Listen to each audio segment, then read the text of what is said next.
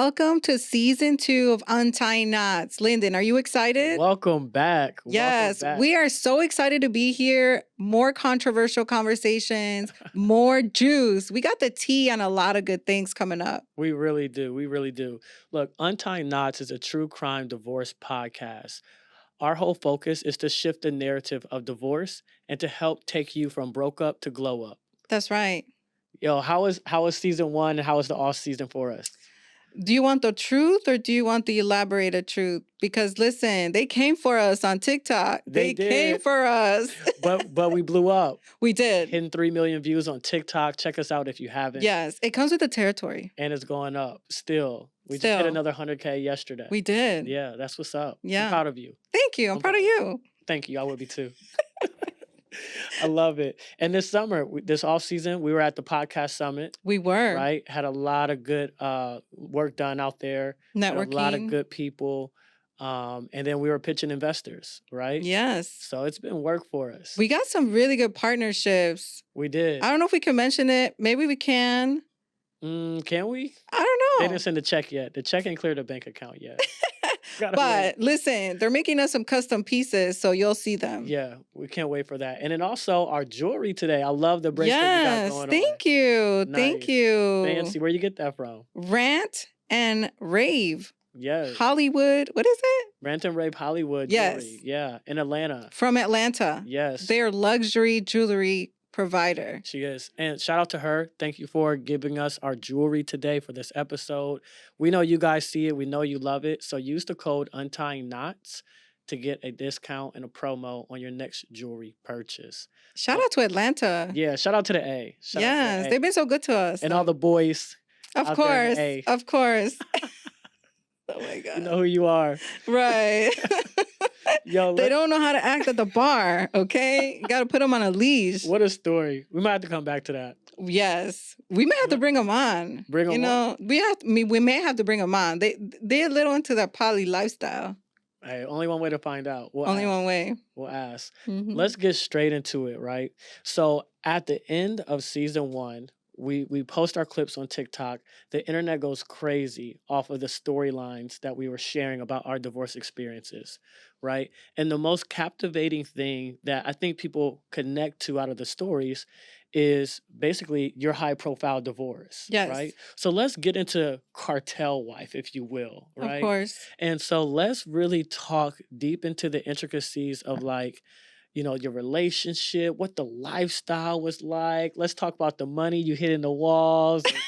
I wish. Let's talk about how certain people were knocking on your door at night. And really kind of get into painting the real picture, right? Because the internet has an idea of cartel activity, but the reality of it might not be as advertised on TV. Right, for sure. And then we want to know about what led to your divorce and the investigation that ensued. Right. So let's talk about it. So kind of take us back to the beginning, right? Season 1, episode 1 was our pilot. We talked about it there. Check it out if you haven't already. But take us back to the beginning of your relationship and kind of like set the scene for us. Yeah.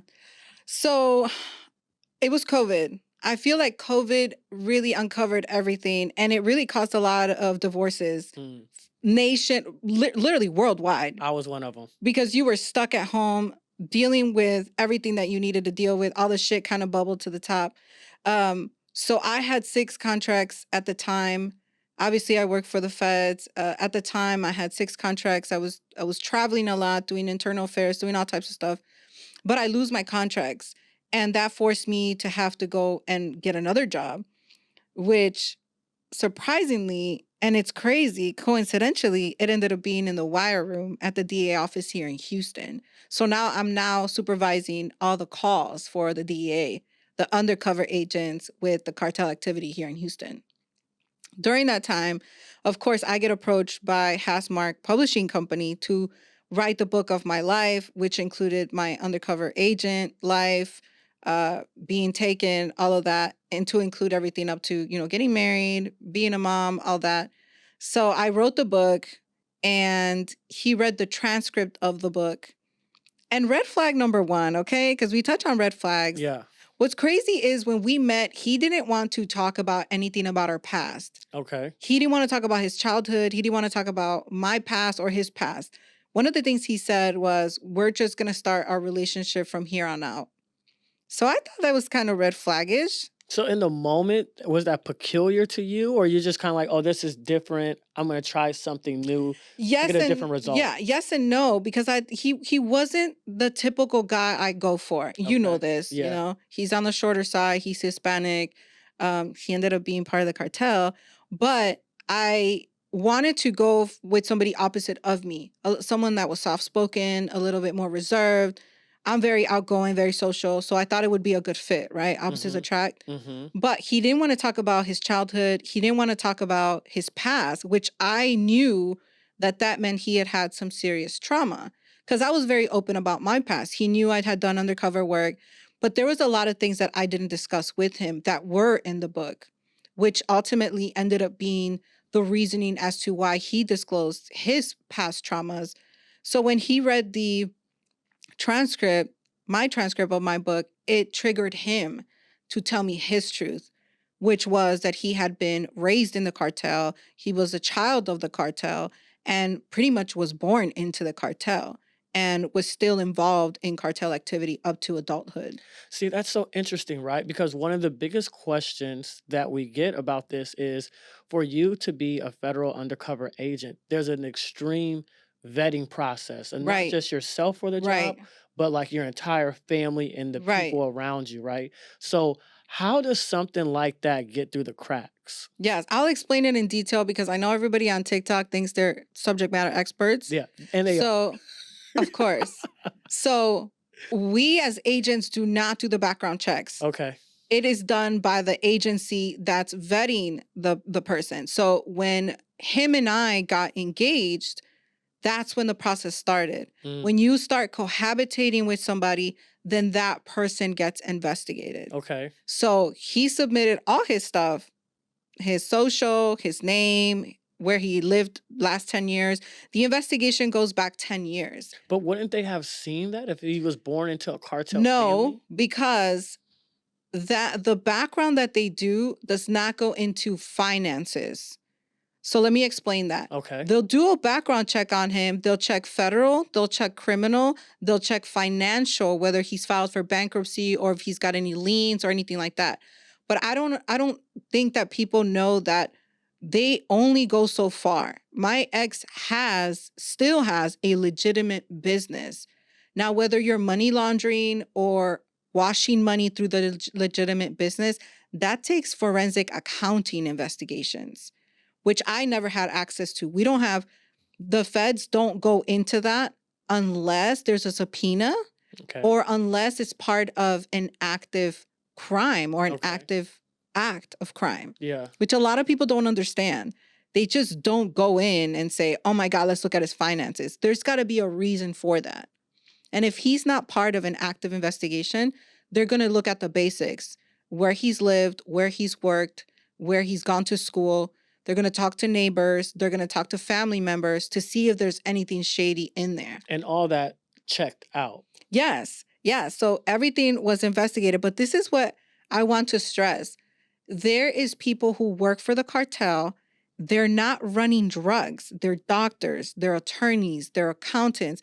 If people have watched Ozark, I love Ozark. the guy was an accountant Yeah. for the cartel. Yeah. There was no way of going through his bank accounts or going through his drawers to find out that he was the accountant of the cartel. Now, if you're hiding money in the walls, that's different. There was no money under my walls. Believe me, I would have spent it. But there also wasn't people knocking at the door. There wasn't people dropping off kilos of cocaine. That wasn't it. He was doing legitimate business with cartel. Yeah. A lot of businesses here in Houston do business with cartel, whether it's real estate, whether it's financial, even pediatricians are taking care of the cartel kids. So do you think then, because he knew this information, right? He knew his family history. He didn't want to talk about things from his past. But do you think that there was an intentional alignment in marrying you because of that? No, not at all. Because there is nothing that I could provide to him and his family because of the work that I was doing. There's just, we never discussed anything in pertaining to my job. Okay. I never came home and said, oh my God, this is what happened at work. We don't do that. As agents, we don't discuss anything. Okay. So there was nothing that I was telling him. There was nothing he was telling me. So would you describe your marriage as like purely transactional? I would say yes. I think that he married me with the intention of being in love and having children. I Yeah. do believe he was in love with me. And I say that because he could have had any other girl he wanted, but he went for the Fed. But that just goes to show his selfishness, which is part of the lifestyle. You know, they think they're untouchable. They think that, hey, I've been doing what I want since childhood. He was brought up in an environment where there was a lot of money, there was a lot of drugs, there was a lot of extramarital activities outside. So, you know, I always say this, the dad, you know, the dad was more involved in the actual movement of drugs when he was a child. So obviously when he grew up, it became more different. He has a Yeah. legitimate business. Yeah. So, Because as an outsider looking in, right, you're kind of like, okay, there's this guy. He's born into this cartel family. It sounds like his dad was more involved in some areas, and he sets up his son with legitimate businesses for activity, right? And then it seems like maybe there's like a secret family meeting to oh, all go the and time, for sure. let's let's let's align ourselves with her and bring a Fed on the inside. And maybe it's immunity, maybe it's a cover up, maybe it's a distraction or something like that. Perhaps. But You yeah, have to read book 2. when's book 2 coming out? Book 2 is being written right now. It's called The Power of Forgiveness. And book 2 starts at the federal investigation I underwent for 7 weeks. And we'll get into that because Yeah. if there was something going on and it was something like that, right, it would have been discovered during the Exactly. investigation. Exactly. But we'll come back to that. And I love how people like to say on TikTok that she's lying. And I'm like, so all these federal papers and all, me being at the Pentagon and getting flown in, this is all made up. You can only make so much up. People only know what they know. And the reality of cartel activity in life Right. in the States is shaped by Netflix and TV and movies. Right. Media. You know what I mean? Right, So sure. it's like Ozark is really what the example Breaking of what Bad, it's like. yeah. Things like that. Outside of that, you don't know. You don't meet federal agents. You don't just go to a You bar and meet don't. somebody's like, oh yeah, I work for the CIA. Right. You know, it doesn't work like But that. it's crazy Civilian life. because what I've noticed is people think that just saying the word cartel is going to get you killed. But that's what the media has caused people to have this terror, or even the cartel, the way that the cartel does business or the way that they execute people has made the general public afraid of them. So they shout out to the cartel. They did a good job of terrifying people Oh yeah. because that's I what get they trying to I get portray. DMs all the time of people telling me to be careful doing a podcast with you Oh, because of the course. cartel's gonna come after me. Of course. Yeah. How do you think dating is for me? I'm more worried about the guys in your DMs than the cartel. Right? So, okay, so let's talk about lifestyle, right? Because the picture that people have in their minds is that like millions of dollars are coming in and out through these businesses that where money's being laundered and there's bricks of cocaine in the floors and stashes of cash in the wall and you're kind of like Pablo Escobar's wife, Right. right? So like, take us through your lifestyle, like, and especially in your early marriage years, like you guys were dating, you moved in together, where did you live? Like, what was your day to day? Yeah. How did you travel? Like, what was the life like as a cartel wife? So, okay, I'm going to put this out there because obviously the movies make it seem like we got Lambos and the 5 carat diamond rings. We do. But when you are an active cartel member, you're not flashing your shit like that where you're doing business. Okay, let me explain. Now, like the Flores twins, they're considered one of the biggest cartel members in history. They had Lambos and all that, but they had those hidden, Yeah. not where you're doing business. Yeah. So let's talk about Houston. You're not going to see the big time drug dealers driving around in the Escalades with the rims. No, they're driving around with a broke down Honda Civic and they look like they just crossed the border illegally. The paleta lady behind the fiesta is working for the cartel. Then later you see her roll up in the Escalade. People have this thought process that drug dealers are out there flashing. The biggest drug dealers, like Chapo, they were not flashing like that. You never saw the flash. Just because it draws too much attention? Yes. Yes. It draws too much attention. And I feel like, with like the hustle, right? You see the guys with the chains. That's not how it is. If you are one of the top members of the cartel, you move in silence. You move in the darkness. You don't have no Escalade bumping music with 30-inch rims on it. Blasting Rick Ross talking about moving keys. That's not how it is. That's not how it is. And if you look at most cartel members, they dress very casually. They dress down, broken up, like dirty shoes, because it causes too much attention.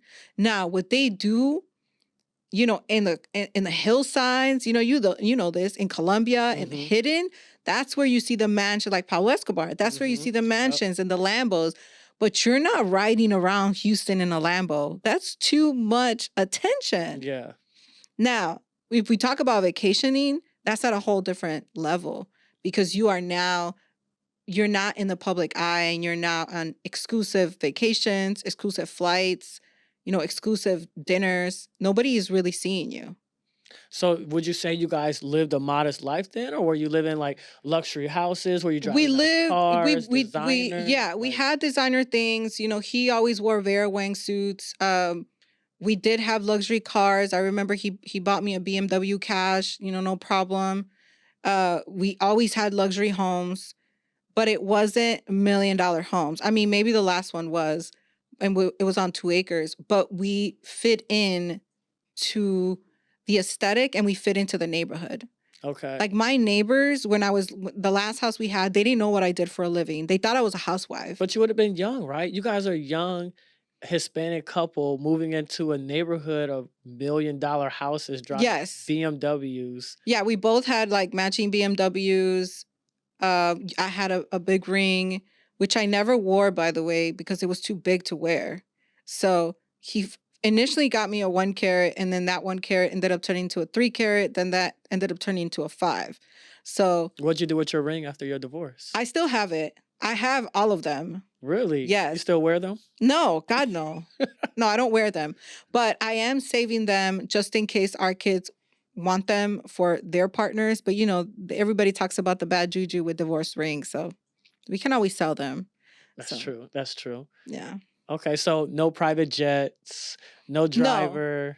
No, I mean, yes, we had drivers, and we, went on vacation. But we also had, the international timeshares. We did have that.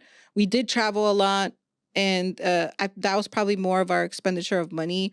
We did live on 2 acres. We did have, I had a custom door made from Italy. I had, marble flown in from Italy, like all that stuff. Must be nice. Yeah, it was very nice. It was very nice. Like I designed our first house together, which was luxurious, probably one of the nicest townhomes in Galleria. It sold when we literally put the sign out. Yeah. Somebody saw the sign, and the house wasn't even on the market for a day, and it sold. And I designed that townhome from scratch. And I had like the railings brought in from Italy, and I mean, it was so nice. So, okay, so for work, we had a Peruvian tree in the backyard that cost $8,000, and it died during the freeze, just like my marriage. I'm sorry to hear that. I'm sorry to hear you lost your $8,000 Peruvian tree. Yeah, it was so pretty. Really, I hope you get another one. I know. Yeah. Now you got it's married. In the cart. Now you got married higher in the cartel. Yes, for sure. Go up the chain. I know. Yeah. So those in the DMs, take notes. Let them know. If you're in a cartel, please apply to Angelica's DMs. So, for work, right? You're a world-class, world-renowned federal interrogator, right? So you're going through your dating with this man. Why not ask questions? I did. Right? Like, what were the red flags then? I mean, you're an interrogator by skill, by profession, like world-renowned. So, like, do you feel like he was giving you the runaround? Like, what were the red flags that you identified back then? And, like, kind of take us through that. Because, from the outside looking in, there's, like, a contradiction here. Like, you're an interrogator for the feds, but then you missed this big piece with a guy. Is it love? Is it emotion and vibes? And kind of, like, look over? For sure. So I'll say this. I besides the fact that I'm a world-class interrogator, love is blind. I really did fall in love with him. We had a very beautiful courtship. You know, like I explained last time, I did things differently. I didn't give him no cat for 3 months. Yeah, that's crazy. Because I wanted to know if he was in it for the long haul or if he's going to be like, you know what, I'm out, see you later. Now, what he was doing on his own time, that's on him. But he waited, and on month 4, he put a ring on it. So for those women that are like, I've been with this guy for 10 years, if he wants to lock you down, he's going to lock you down. Because he bought me a Takori ring, a luxury ring, and put it on my finger after 4 months in, which that was kind of red flag number 1. Definitely. Yes. Definitely. The rush is always a the red rush, flag. the urgency. Yeah. The urgency, like, I need to lock her down, right? And he knew what I did. Every time that I would date somebody, I would let them know what I do. Because a lot of people can't handle that, especially people that are hiding stuff. They're like, oh my God, I can't date you. Which is easy for me, right? I mean, one of my dating rules is I would never date a woman in law enforcement. I know you did say that. Absolutely law not. enforcement or attorney. Or attorney, judge, anything, investigator. I know all the girls are crying right now. Nope. I know. Sorry, ladies. Absolutely not. Absolutely not. Red flag. There you go. Occupations are a red flag to me. I agree. We can get into that. You know, the nurses and all that. Shout out to the nurses. Shout out to the nurses. Right. But there was a lot of red flags. One in particular is he was renting a house, and the house had compartments in it. Like, what do you mean? Like secret compartments? Secret compartments. In the floor, in the walls? In the walls. In the walls. So, okay, so you open a compartment. What is there? There was nothing in there, but stash cash and guns?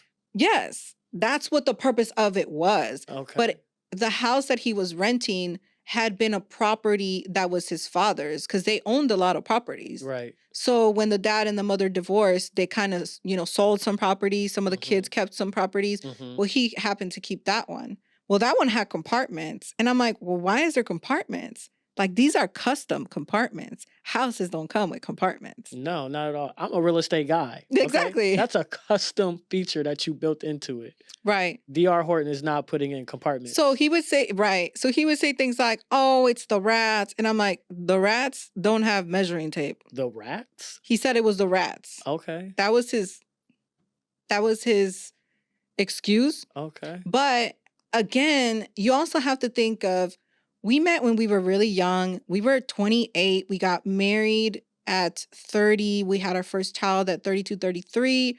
So, I mean, we were together for a long time. But I will also say is I, as a woman, wanted to be married and I wanted to have babies. So I did overlook a lot of these red flags. One of the biggest ones, which I talk about in the book, is how his uncle was killed, murdered, and dismembered and decapitated, just like my friend when I was 15. Why was that a red flag? Because those type of crimes are only done by cartel. That's cartel activity.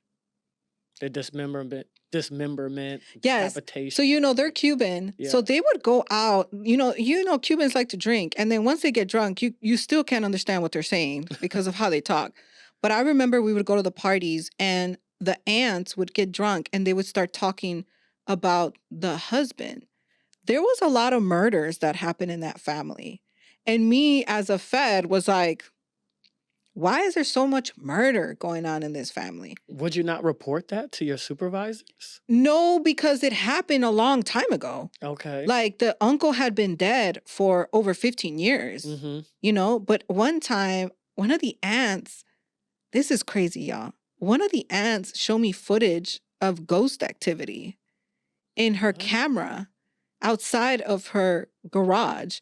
And she said that was her ex-husband. And then I said, well, okay, well, who's your ex-husband? And he's like, oh, he was murdered. But that's all they would say. So for a Fed and somebody who deals with crime at this level, right? Well, how would he get killed? Oh, we don't know. He just got killed and dumped in the Boston Harbor. Mad interesting. But the story later, the story ended up coming out because he told me was that he was moving $1 million worth of cocaine and they stole the cocaine and they killed him.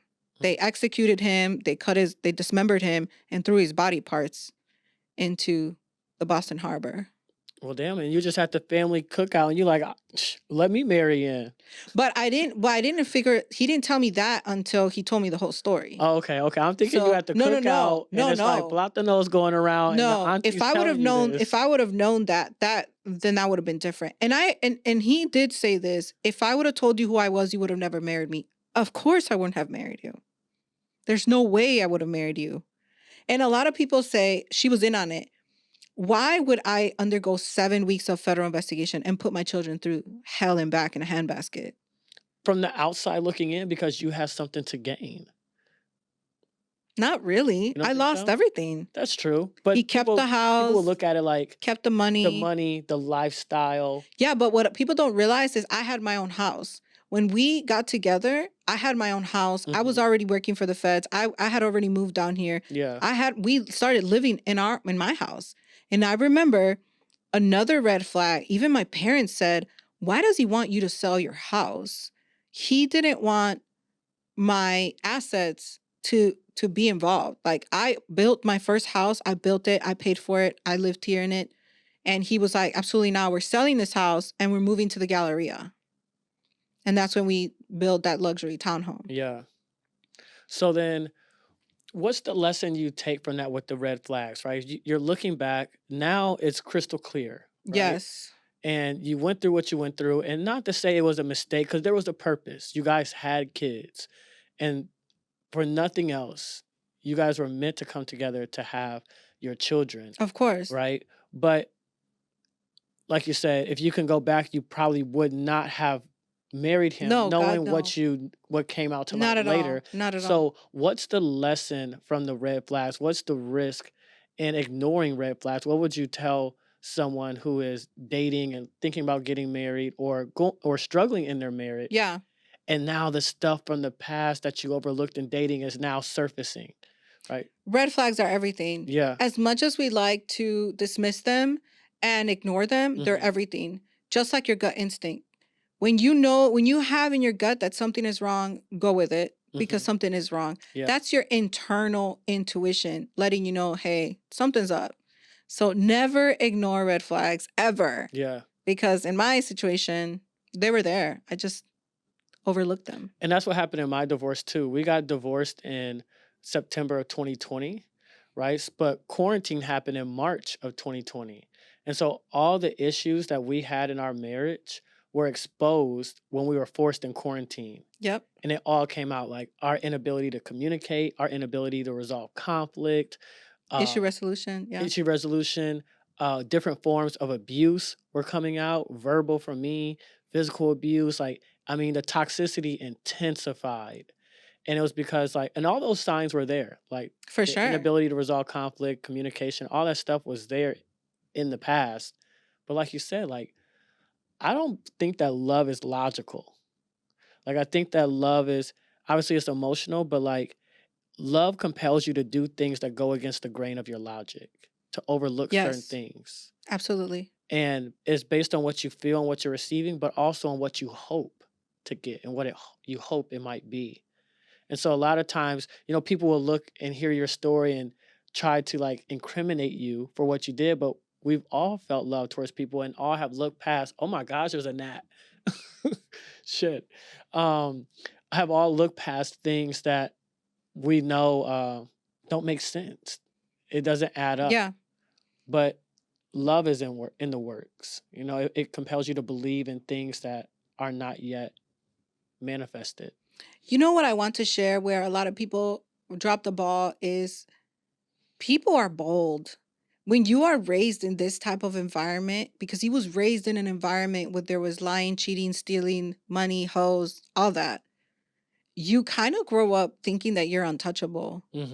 Because let's talk about how he revealed the secret to me while I was working in the DEA wire room. Like, that's wild to me. Like, you didn't care. Like, I was literally working at the DEA. So take us through that. How does the secret come out? Because he didn't tell you this in the beginning. No. He didn't tell you this during the marriage. No. So take us through the exact moment where you have the transcript of your book and you're sharing it with him, and he wants to open up to you about Yeah. his So trauma. I was working at the DA wire room. I was working night shift, by the way. So when I came home, it was 6 a.m. And he said, I need to talk to you. And I said, can this wait? I'm tired. And he's like, no, it can't wait. Selfishness 101 right there. Like, you can't let me go to sleep and then tell me about it and then drop this bomb on me. And he's like, no. He's like, I got to tell you something, and it's really bad. And I'm like, in my mind, it's like, did you get somebody pregnant? Like, that's where my mind went. And he said, no. So he sits me down and he says, I read your book and it triggered me. You talked about all the trauma you had as a child, being undercover, everything you went through. And he's like, and it triggered me to tell you my truth. Mm. So his truth was that he grew up in the cartel and his family had been involved in the Mexican cartel. So when he tells you that, what's your first reaction? Kill him. That was my first reaction. Keep in mind, I have been wired, trained to kill. A lot of people don't realize that that's how we're wired, just like the military. The first reaction was to kill him. I had my gun on me. I went like this. I went for it. So you reached for your gun? I reached for my gun. I was going to kill him. I really was. And in that split second, I said, I'm going to kill him and have the government cover it up.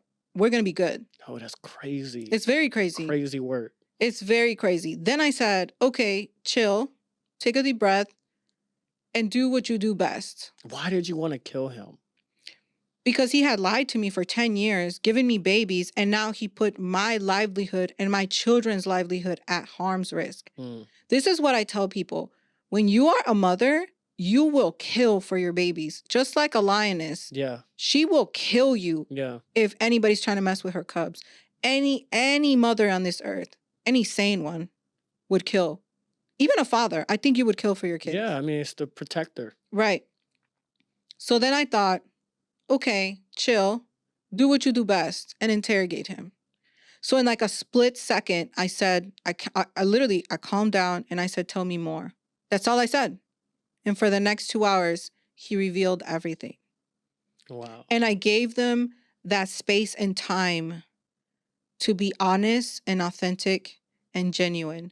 And in that moment, that was the most genuine that my husband had ever been in our 10 years of marriage, because I gave them that space to tell me his truth. Off of you sharing your truth with him. Right. So if the book sold 0 copies and did nothing for the world, it did something for my own household.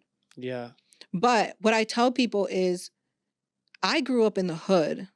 I was used to friends getting killed, murdered. I was used to seeing blood on steps. I was used to violence.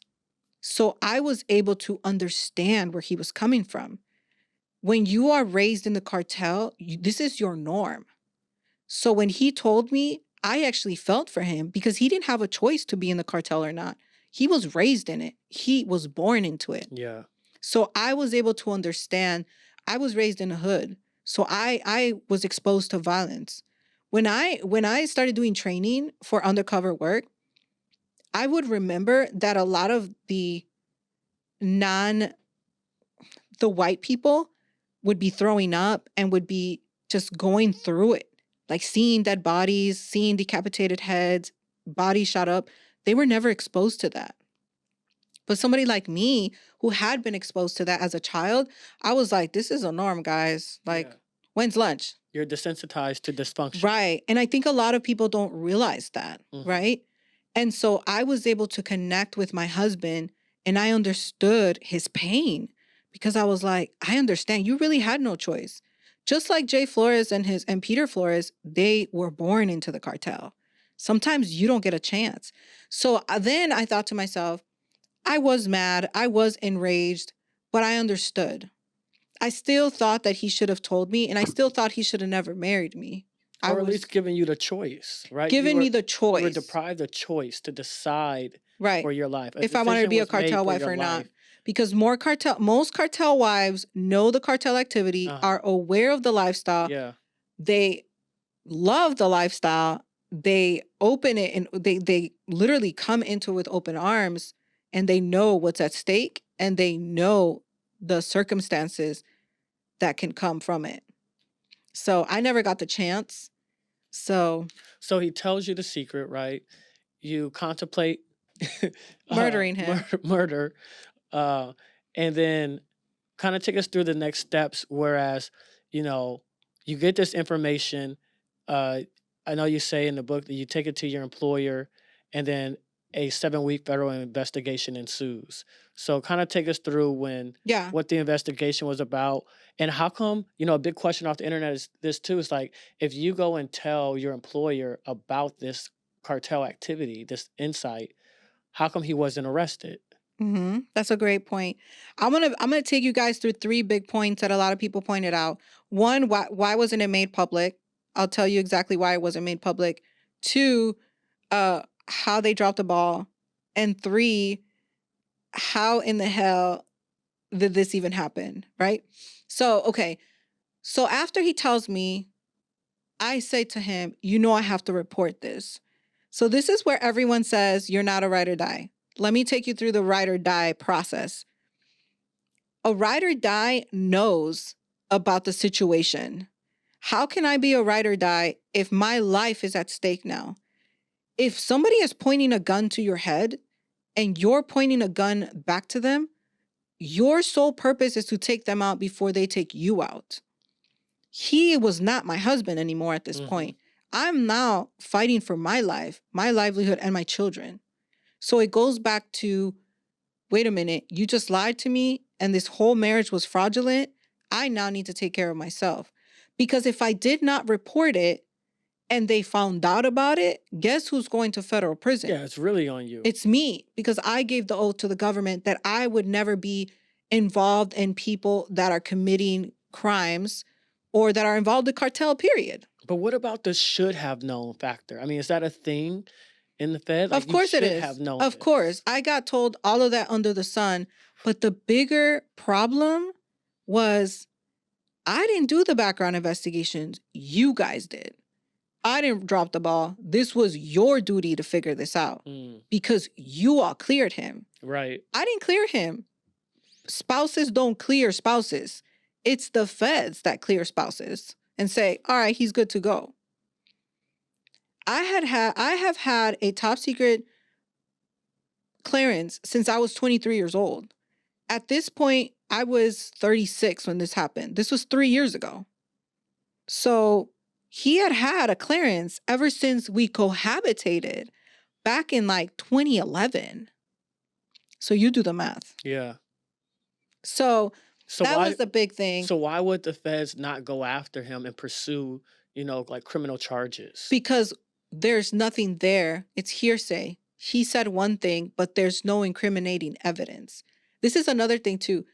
The federal government has so many active investigations that go on for years, which people don't realize this.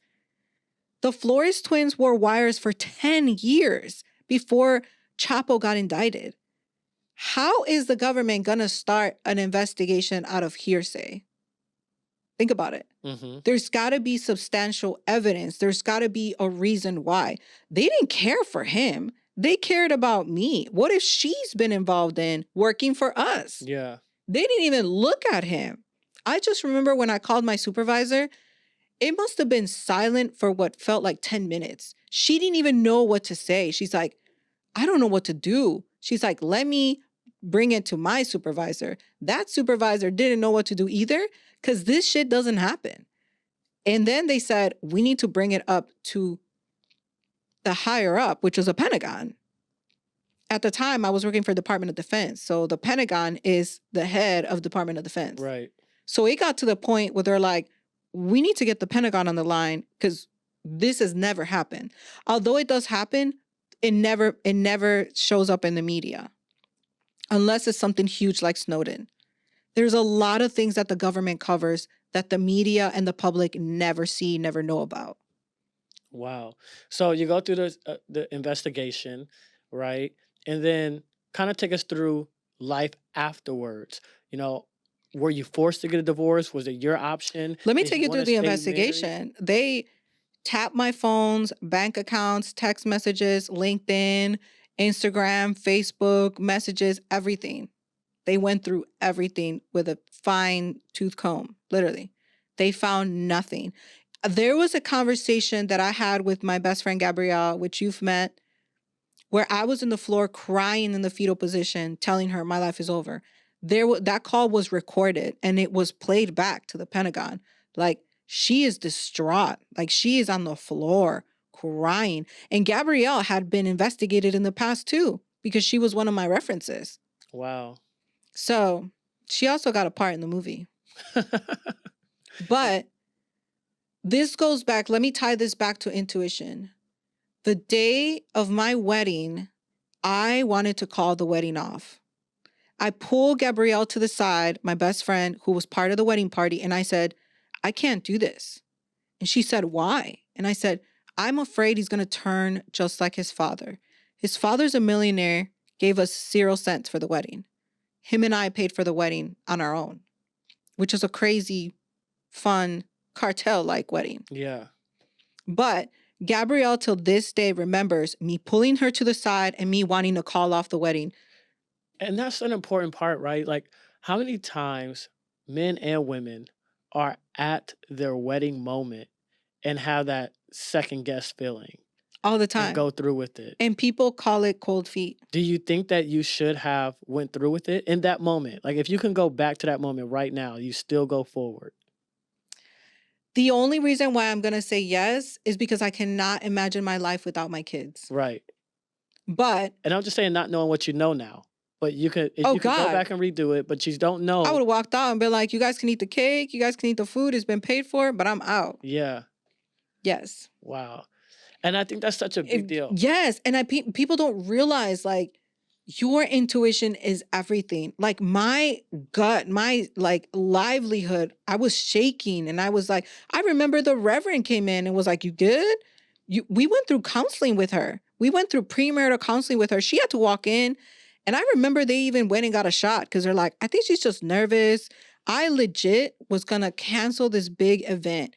I mean, talk about cartel wedding. We rented out like a Spanish villa with 100 rooms in it. Sounds like Ozark. Right. I mean, all of our guests stayed the night. Like, they got shit faced and then we fed them in the morning. I mean, we rented out like a Spanish villa and everybody stayed the night. It had 100 rooms. Like, it was a mansion and we had the wedding in the courtyard and the actual ceremony was like in the gardens with the lush trees. I mean, it was over the top. So do you think that that gut feeling, that intuition that alerted you in that moment was telling you that perhaps this isn't your right person? Yes. Because personally, I didn't feel that way, and I don't think my ex-wife felt that way. And not to say that she was the right person for me. She was right for that time of my For that life, moment. right? Right. In that season of my life.